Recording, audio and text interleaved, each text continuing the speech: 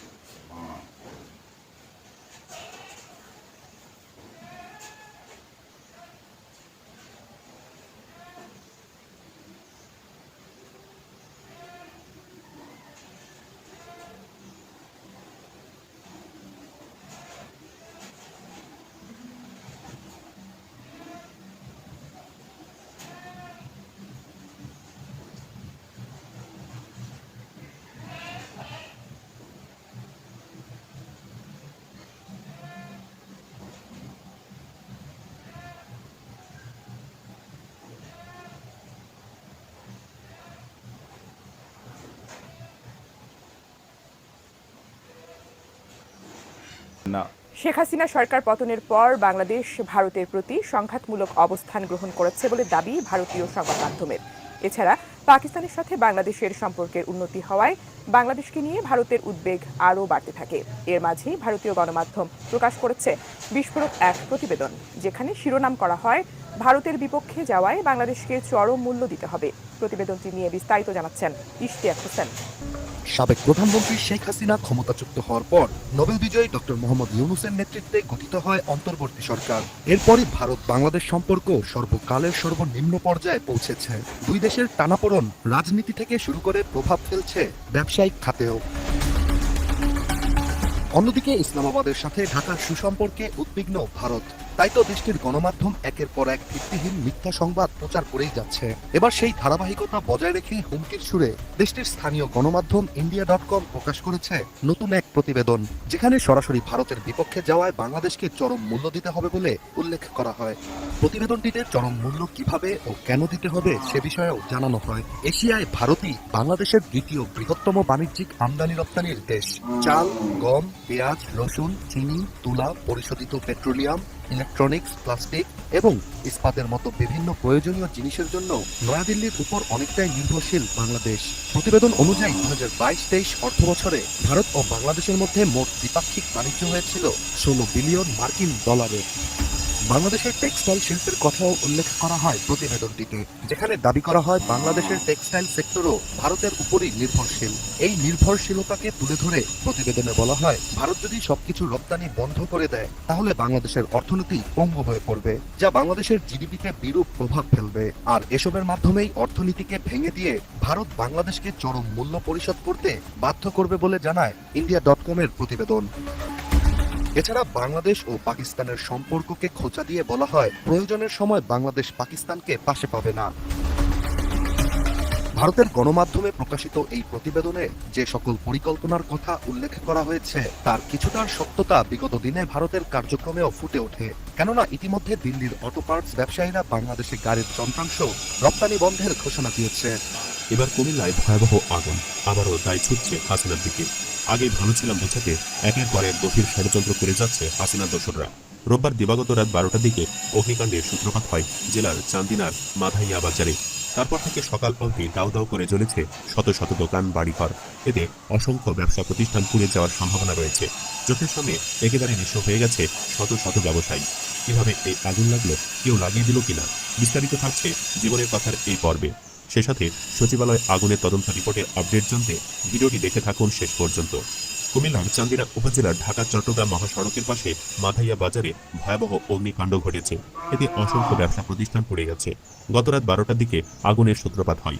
পরে ফায়ার সার্ভিসের 6টি ইউনিটের যৌথ প্রচেষ্টায় প্রায় 3.5 ঘন্টা পর আগুন নিয়ন্ত্রণে আসে।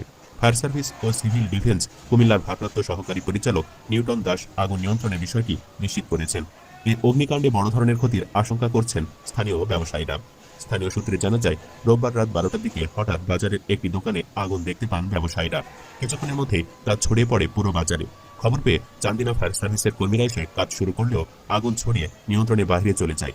এরপর পুড়ে ছাই হয়ে যায় একের পর এক দোকান। এমনকি আগুনের তীব্রতা ছড়িয়ে পড়লে ঢাকা চট্টগ্রাম মহাসড়কের যান চলাচলও সাময়িকভাবে বন্ধ হয়ে যায়। ফায়ার সার্ভিস ও সিভিল ডিফেন্স কুমিল্লার ভারপ্রাপ্ত সহকারী পরিচালক নিউটন দাস জানান, আগুনের তীব্রতা বেড়ে যাওয়ায় দাউদকান্দি এবং কুমিল্লা ফায়ার স্টেশনের কর্মীরা আগুন নিয়ন্ত্রণে যুক্ত হন। প্রত্যেক স্টেশনে 2টি করে 3 স্টেশনে 6টি ইউনিট কাজ করে। 3.5 ঘন্টা পর আগুন নিয়ন্ত্রণে আসে। একটি মিষ্টির দোকান থেকে আগুনের সূত্রপাত হয় এবং মুহূর্তের মধ্যে তা বাজারে ছড়িয়ে পড়ে। এই অগ্নিকাণ্ডে অর্ধশতাধিক দোকান পুড়ে কোটি কোটি টাকার ক্ষয়ক্ষতির আশঙ্কা করা হচ্ছে। এখনো নিহত বা আহতের খবর পাওয়া যায়নি। দেশের সাম্প্রতিক পরিস্থিতিতে কোনো আগুনের ঘটনাকে স্বাভাবিকভাবে দেখার সুযোগ নেই। একটা পক্ষ খুব করে চাইছে দেশে অস্থিতিশীল পরিস্থিতি তৈরি করতে। তারা যে করেই হোক প্রমাণ করতে চাইছে আগে ভালো ছিলাম। তারা বোঝাতে চাইছে হাসিনাকে আবারও দরকার। সেজন্যই এই আগুনও পরিকল্পিত হতে পারে বলে ধারণা অনেকের। বিশেষ করে এলাকাবাসী ধারণা করছেন কেউ আগুন লাগিয়ে দিয়েছে, আর সেটাই যদি হয়ে থাকে তাহলে তো হাসিনার দোসর ছাড়া আর কেউ হবে না। কারণ এই মুহূর্তে দেশে তারা জাতির একমাত্র দুশমন। এ বিষয়ে কমেন্টে আপনার ভাবনা জানাতে পারেন দর্শক। আর জেনে নিন সচিবালয়ের আপডেট। সচিবালয়ে ভয়াবহ আগুনের ঘটনায় গঠিত উচ্চ পর্যায়ে তদন্ত কমিটির প্রাথমিক প্রতিবেদন সোমবার প্রধান উপদেষ্টার কাছে জমা দেওয়া হবে। তদন্ত কমিটি প্রয়োজন মনে করলে কিছু আলামত দেশের বাহিরে পাঠিয়ে পরীক্ষা করতে পারে।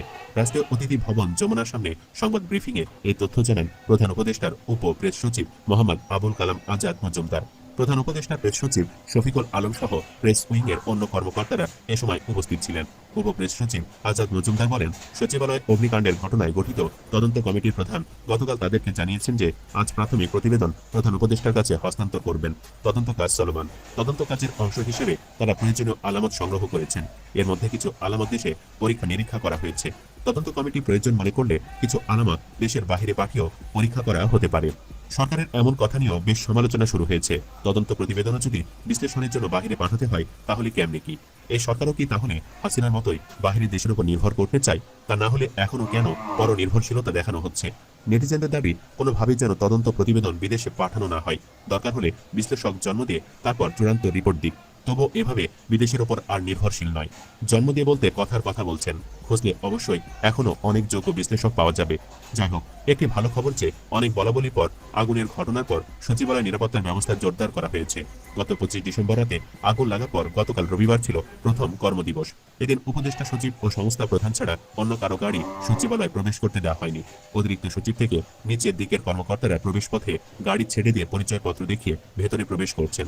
আরও নানা নিরাপত্তা মোতাবেক রোববার থেকে সচিবালয় প্রবেশ পাশের বিশেষ সেলের কার্যক্রম শুরু হয়েছে। অস্থায়ী পাশের আবেদন নেওয়া শুরু হয়েছে। আগুনে ক্ষতিগ্রস্ত স্থানীয় সরকার, পল্লী উন্নয়ন ও সমবায় মন্ত্রণালয় এবং সড়ক পরিবহন ও সেতু মন্ত্রণালয়ের বিকল্প অফিস প্রস্তুত করা হয়েছে।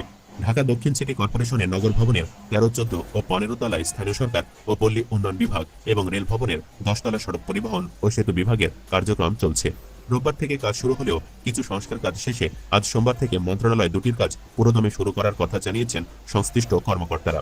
গতকাল থেকে নগর ভবনের 3টি ফ্লোর ধোয়া মোছা, রং করা, ইলেকট্রিক্যাল যন্ত্রপাতি মেরামতের কাজ শুরু হয়েছে। চেয়ার টেবিল বসানোর কাজও শেষ। ডেকোরেশনের সব কাজ সম্পূর্ণ করে মন্ত্রণালয়ের জন্য প্রতিটি কক্ষকে সাজানো হয়েছে। এর আগে 13 তলা থেকে সরিয়ে নেওয়া হয় সিটি কর্পোরেশনের বিভিন্ন বিভাগের অফিস। 14 ও 15 তলা প্রায় 1.5 বছর ধরে ফাঁকা ছিল। 14 তলায় গিয়ে দেখা গেছে এরই মধ্যে উপদেষ্টা ও সচিবের কক্ষ প্রস্তুত করা হয়েছে। এই তলার 1324 নম্বর কক্ষে উপদেষ্টার কক্ষে নতুন আসবাবপত্র বসানো হচ্ছে। অন্য কর্মকর্তারা কোন কক্ষে বসবেন তা নির্ধারণ করে কাগজ সাটানো হয়েছে। 13 ও 15 তলার কক্ষগুলো একইভাবে প্রস্তুত করা হয়েছে। এছাড়া সড়ক পরিবহন ও সেতু মন্ত্রণালয়ের অফিস রেল ভবনে স্থানান্তর করা হয়েছে। এখন থেকে রেল ভবনে অফিস করবেন এই মন্ত্রণালয়ের কর্মকর্তারা। গতকাল সকালে রেল ভবনের 10ম তলায় গিয়ে কর্মকর্তাদের অফিস করতে দেখা যায়।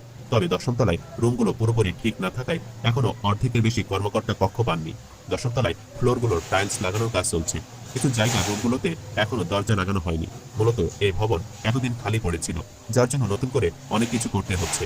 কর্মকর্তারা বলেছেন, গতকাল সকাল থেকে অফিস করছি, কিন্তু আমাদের বেশিরভাগ রুম এখনো ঠিক নেই। তাই বলে কাজ তো আর থেমে থাকবে না। এ জায়গায় আমাদের কাজ শুরু হয়ে গেছে। এখন রুমগুলোর সব কাজ দ্রুত শেষ হলে আমাদের অফিস করতে সুবিধা হবে। তাছাড়া রুম ঠিক না থাকায় অনেক সিনিয়র কর্মকর্তাও বসতে পারেননি। আশা করছি দ্রুতই সব ঠিক হয়ে যাবে। গত বুধবার রাত 2টার দিকে সচিবালয়ের 7 নম্বর ভবনে আগুন লাগে। প্রায় 10 ঘন্টার চেষ্টায় আগুন নেভায় ফায়ার সার্ভিস।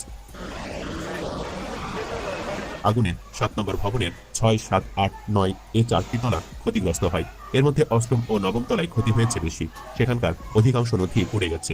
এসব তলায় সড়ক পরিবহন ও সেতু মন্ত্রণালয়, অর্থ মন্ত্রণালয়, ডাক ও টেলিযোগাযোগ মন্ত্রণালয়, স্থানীয় সরকার, পল্লী উন্নয়ন ও সমবায় মন্ত্রণালয় এবং যুব ও ক্রীড়া মন্ত্রণালয় সহ কয়েকটি বিভাগের অফিস ছিল। আজকে আমলা বিদ্রোহ নিয়ে কথা বলবো, তো তার আগে একটু পিছন থেকে শুরু করতে হবে অফিসার ক্লাব থেকে। এই ক্লাবটা একটা সরকারি সম্পত্তি এবং রাষ্ট্রীয় অর্থে পরিচালিত সামাজিক প্রতিষ্ঠান। এটা বহু বছর ধরে একটা নির্দিষ্ট গোষ্ঠীর নিয়ন্ত্রণে ছিল, যারা ক্লাবটাকে আওয়ামী লীগের দলীয় আড্ডাখানায় পরিণত করছিল। বিগত 15 বছরে এই সমস্ত কর্মকর্তা শুধু ফ্যাসিবাদ প্রতিষ্ঠার মাধ্যমে নিজেদের অপকর্ম সীমাবদ্ধ রাখেনি, তারা ভয়াবহ দুর্নীতিতে আকুণ্ঠ নিমজ্জিত হয়েছিল। ক্ষমতাসীন দলের সঙ্গে জোটবদ্ধ হইয়া তারা দুর্নীতি এবং লুটপাটের মাধ্যমে বিপুল সম্পদ করায়ত্ত করছে। আমলারা মন্ত্রণালয়ের চিফ অ্যাকাউন্টস অফিসার হওয়ার কারণে সকল বড় বড় দুর্নীতিতে তারা বাগাইছে সিংহভাগ অর্থ, এখনো তারা বাগায়। এর বাইরে এই ধরনের কর্মকর্তাদের অতি উৎসাহের বিষয় ছিল গুম, খুন, গুরুতর জখম, অসংখ্য মিথ্যা মামলা এবং বিরোধী মতাবলম্বীদের দমনমূলক অপকর্ম। মত প্রকাশের স্বাধীনতাকে হরণ করার ক্ষেত্রে তারা ফ্যাসিস্ট চেতনার প্রতীক হয়ে উঠছিল। এই লোকগুলা ক্ষমতাসীন গোষ্ঠীর সক্রিয় অংশ হিসেবে কাজ করছে এবং খুনি হাসিনার ফ্যাসিবাদী নীতির অগ্রগামী সৈনিক ছিল। দুঃখজনকভাবে 5ই আগস্টের ছাত্র জনতার রক্তক্ষয়ী বিপ্লবের পরও এই সমস্ত অপরাধীদের চিহ্নিত করে জবাবদিহিতার আওতায় আনা সম্ভব হয়নি এখন। এইটা অন্তর্বর্তীকালীন সরকারের একটা বড় ব্যর্থতা এবং জাতির জন্য গভীর হতাশার কারণ হয়ে আছে। 5ই আগস্টের পর পদোন্নতি প্রাপ্তিরাই এখন Bangladesh administrative service association BASA এই বাসার নেতৃত্ব দিচ্ছে। অন্যদিকে বিএনপি অনুসারী পদোন্নতি বঞ্চিত অবসরপ্রাপ্তরা অফিসার্স ক্লাবের নেতৃত্ব দখল করছেন। এই দুই প্রতিষ্ঠান এর সদস্যদের নির্বাচিত প্রতিনিধিরা চালাচ্ছেন জবরদখলকারীরা। সবগুলো আসনে জোর কইরা বসে পড়ছে। ক্লাব নেতৃত্বের অনুগতরাই এই বাসার নেতৃত্বের সমাসীন হয়েছেন। প্রশাসন ক্যাডার অফিসারদের একটা বহুমুখী সমবায় সমিতি আছে। এই সমিতি আর অফিসার্স ক্লাব এখন পরিচালিত হচ্ছে অভিন্ন ব্যক্তিদের নেতৃত্বে। ধানমন্ডিতে অবসর নামে অবসরপ্রাপ্ত কর্মকর্তাদের একটা সংস্থা আছে, তার নেতৃত্ব এখন এই সমস্ত নেতাদের করতলগত। এই দুইটার নেতৃত্বে যারা আছেন তারাও নির্বাচিত না, দখল করছে। এই যে 4টা সংগঠনের কথা বললাম, এই 4টা সংগঠনের পাশাপাশি নাম সর্বস্ব আরো 2টা সংগঠন অফিসার্স ক্লাব থেকে দুই ফোন নেতারা পরিচালনা করতেছে। বক্তৃতা বিবৃতির মাধ্যমে প্রশাসনকে নিয়মিত ভয় ভীতি হুমকি দামকি এইটা প্রদর্শনের জন্য ব্যবহৃত এই সর্বস্ব সংগঠন দুইটার নাম হইল বৈষম্য বিরোধী কর্মচারী ঐক্য ফোরাম এবং জুলাই আগস্ট গণবিপ্লব কমান্ড কাউন্সিল। ওর বাবা ডরাইছি, বাস্তবে এই জাতীয় সংগঠনের কোনো অস্তিত্ব নেই। এর চেয়ে বড় জঘন্যতম প্রতারণা এবং জালিয়াতির ঘটনা আর কি হইতে পারে? অথচ প্রতিনিয়ত এই কাজটা করে যাচ্ছে অফিসার স্টাফ দখলকারী এই গং। আর এমনটাই হচ্ছে আজ বাংলাদেশের প্রশাসন ক্যাডারের সর্বোচ্চ পদে পৌঁছানো কিছু অফিসারের প্রকৃত মান এবং আসল চেহারা। 5ই আগস্ট ফ্যাসিবাদী শাসনের অবসানের পর ক্লাবের পরিবেশ উন্নত হবে এবং হারানো ঐতিহ্য ফিরে আসবে বলে আশা করা হয়েছিল, কিন্তু দুর্ভাগ্যজনকভাবে এক গোষ্ঠী থেকে আর এক গোষ্ঠীর দখলে ক্লাবের নেতৃত্ব হস্তান্তরিত হইয়া সেখানে দুর্নীতির নতুন অধ্যায়ের সূচনা হয়েছে। বর্তমানে ABM আব্দুল সাত্তারের নেতৃত্বে ক্লাবটা অনিয়ম এবং বেআইনি কর্মকাণ্ডের কেন্দ্রে পরিণত হয়েছে। জনাব সাত্তার 82 ব্যাচের প্রশাসনিক কর্মকর্তা, যিনি বিএনপি চেয়ারপারসন বেগম খালেদা জিয়ার একান্ত সচিব ছিলেন। সরকারি দায়িত্ব পালনকালে দুর্নীতির অভিযোগের কারণে বিতর্কিত ব্যক্তি। তিনি অফিসার্স ক্লাবের সাধারণ সম্পাদকের পদ দখল করছেন এবং সহযোগী হিসাবে দুর্বিনীত আরেক আমলা আব্দুল খালেককে কোষাধ্যক্ষ বানাইছেন, যা নিয়ে ব্যাপক প্রশ্ন উঠছে। বিশেষ করে ক্লাবের জন্য 400 কোটি টাকার নির্মীয়মান নতুন ভবন প্রকল্পকে কেন্দ্র করিয়া তাদের তৎপরতা ব্যাপক সন্দেহ সৃষ্টি করছে। অফিসার্স ক্লাবের গঠনতন্ত্র অনুযায়ী এর সাধারণ সম্পাদক ক্লাবের প্রধান নির্বাহী এবং সভাপতি হন মন্ত্রিপরিষদ সচিব। কিন্তু বর্তমানে ক্লাব দখল করে গঠনতন্ত্রের লঙ্ঘনের মাধ্যমে 2 বছর মেয়াদে একটা অস্থায়ী কমিটি গঠন করা হয়েছে। এহেন পরিস্থিতিতে সাত্তার খালেক গংদের সাথে মন্ত্রিপরিষদ সচিব শেখ আব্দুর রশিদ এবং প্রধান উপদেষ্টার মুখ্য সচিব সিরাজউদ্দিন সাথীর মতো খ্যাতিমান, সজ্জন এবং শ্রদ্ধাভাজন অফিসাররা কিভাবে সংযুক্ত থাকেন এটা আমাদের বোধগম্য না। বিশেষ করে সাথী ভাইয়ের সংযুক্তি এটা আমাকে বিস্মিত করছে, বিহ্বল করছে। আমাদের বিস্ময় এবং বেদনার কোনো অবসান ঘটতেছে না। রাষ্ট্র এবং সরকারের শীর্ষ পর্যায় থেকে রাজধানীর শহর, নগর, বন্দরের অলিগলি, গ্রামগঞ্জের হাট বাজার সহ সর্বনিম্ন তলা পর্যন্ত প্রায় সবকিছু দখল নিয়ে ফেলছে একটা দল। কারা আর নাম কইলাম না, আমি তিক্ততা বাড়াইতে চাই না। দলবাজ এবং দখলদার হিসেবে তাদের চিহ্নিত লোকদের নাম সর্বত্রই ছড়ায় পড়ছে, আপনারা চেনেন। এখন প্রশ্ন হচ্ছে, দলটা কি গণ অভিযোগের এবং অভিশাপের কাঠগড়া থেকে নিজেকে মুক্ত করতে সচেষ্ট হবে, না নির্বাচনী দিল্লির লাড্ডু খেয়া আত্মাহুতি দেবে? এইখানে অন্তর্বর্তী সরকারের চ্যালেঞ্জ কি? সাবেক অর্থ সচিব জাকির আহমেদ খানের নেতৃত্বে একটা কমিটি গঠন করা হয়েছে, যা 2009 থেকে 2024 সালের 5ই আগস্ট পর্যন্ত সরকারি কর্মকর্তাদের পদোন্নতি বঞ্চনার কারণ, সংখ্যা এবং পদ্ধতি পর্যালোচনা করবে। তবে এই কমিটি শুধুমাত্র প্রশাসন ক্যাডারের কর্মকর্তাদের ভূতাপেক্ষ পদোন্নতির সুপারিশ করায় ইতিমধ্যেই তারা নিরপেক্ষতার মানদণ্ডে ব্যর্থ হয়েছে এবং তাদের বৈধতা প্রশ্নবিদ্ধ হয়েছে। বেসামরিক প্রশাসনের পাশাপাশি সামরিক প্রশাসনেও বিপুল সংখ্যক কর্মকর্তাকে পদোন্নতি বঞ্চিত করা হয়েছে। এমনকি অনেককে চাকরিচ্যুত করা হয়েছে। বিডিআর হত্যাকাণ্ড সহ বিভিন্ন ষড়যন্ত্রে বহু সেনা অফিসার নিহত হয়েছেন, আহত হয়েছেন। টর্চার সেলের নির্মম অত্যাচারের মাধ্যমে অনেককে বছরের পর বছর নিপীড়ন করা হয়েছে, অনেককে চাকরি হারাইছে প্রতিবাদ করার জন্য। দেশ ছাড়া হয়েছেন অনেকে। দেশবাসী আশা করছিল খুনি হাসিনার পতনের পর এই সমস্ত হত্যা নিপীড়নের বিচার হবে, যোগ্য কর্মকর্তা এবং তাদের সম্মান এবং পদ ফিরে পাবেন এবং পদোন্নতি বঞ্চিতদের বঞ্চনা দূর হবে। কিন্তু হতাশাজনকভাবে দেখা যাচ্ছে শুধুমাত্র প্রশাসন ক্যাডারের পদোন্নতি বঞ্চিতদের সুবিধা প্রদানের আয়োজন করা হয়েছে। অন্য কোনো ক্যাডারের, এমনকি সামরিক বাহিনীর নিপীড়িত এবং পদোন্নতি বঞ্চিতদের জন্য কোনো পদক্ষেপ গ্রহণ করা হয়নি। এটা বৈষম্যের চরম উদাহরণ। বৈষম্য দূরীকরণ কি শুধুমাত্র একটা ক্যাডারের সুবিধা প্রদানের মধ্যে সীমাবদ্ধ থাকবে, নাকি এটা সর্বস্তরে বঞ্চিতদের জন্য বাস্তবায়িত হওয়া উচিত? আপনারাই বলেন, কোনটা ইনসাফ? রাজনৈতিক কারণ ছাড়াও ব্যক্তিগত স্বার্থের কারণে বিএনপি পন্থী নয়, পদোন্নতি বঞ্চিত অবসরপ্রাপ্ত তেমন অফিসাররাও ভূতাপেক্ষ পদোন্নতি এবং আর্থিক লাভালাভের আশায় অফিসার্স ক্লাবের নেতৃত্বের সাথে জোটবদ্ধ হয়েছে। এই প্রক্রিয়ায় প্রশাসন ক্যাডারের বাইরে অন্য কোনো ক্যাডারকে বিবেচনায় নেওয়া হয়নি। এতে বিএনপি অনুসারী এবং বিএনপি বিরোধী মিলিয়া প্রায় 764 জনের পদোন্নতি ইতিমধ্যে চূড়ান্ত পর্যায়ে পৌঁছে গেছে। শুধুমাত্র শেষ নোটিফিকেশনটা বাকি। ভূতাপেক্ষ পদোন্নতির তালিকায় মহাভাগ্যবান কর্মকর্তাদের মধ্যে সচিব পদে 119 জন, গ্রেড 1 পদে 41 জন, অতিরিক্ত সচিব পদে 528 জন, যুগ্ম সচিব পদে 72 জন এবং উপসচিব পদে 4 জনের নাম অন্তর্ভুক্ত করা হয়েছে। এরাই দলে বলে জড়ো হইয়া ঈপ্সিত পদোন্নতির জন্য নিয়মিতভাবে সভা সমাবেশ অবস্থান এই কর্মসূচি চালায় উত্তেজনা ছড়াচ্ছে। হীন ব্যক্তি স্বার্থ চালিত এই সমস্ত আমলারা ভুলে গেছেন অন্তর্বর্তীকালীন এই সরকারের প্রথমে পূরণ করতে হবে জুলাই আগস্ট বিপ্লবের প্রায় 2000 শহীদ এবং হাজার হাজার আহতদের পাশে আর্থিক সহায়তা নিয়ে দাঁড়ানোর গণদাবি। এই দাবি আগে পূরণ করতে হবে। শহীদ পরিবারের জন্য সরকার ঘোষিত অনুদান এবং আহত সকলের সুচিকিৎসা নিশ্চিত না হওয়া পর্যন্ত কোথাও কোনো সরকারি চাকরিজীবীকে বাড়তি আর্থিক সুবিধা দেওয়া যাবে না। তো দর্শক, কেমন লাগলো আজকে খবরটি? ভিডিওটিতে একটা লাইক দিয়ে কমেন্টে অবশ্যই জানাবেন। আর দেখা হবে নতুন একটা সংবাদে। তো সে পর্যন্ত ভালো থাকবেন, সুস্থ থাকবেন সবাই। আজকের মতো এই পর্যন্তই। আল্লাহ হাফেজ।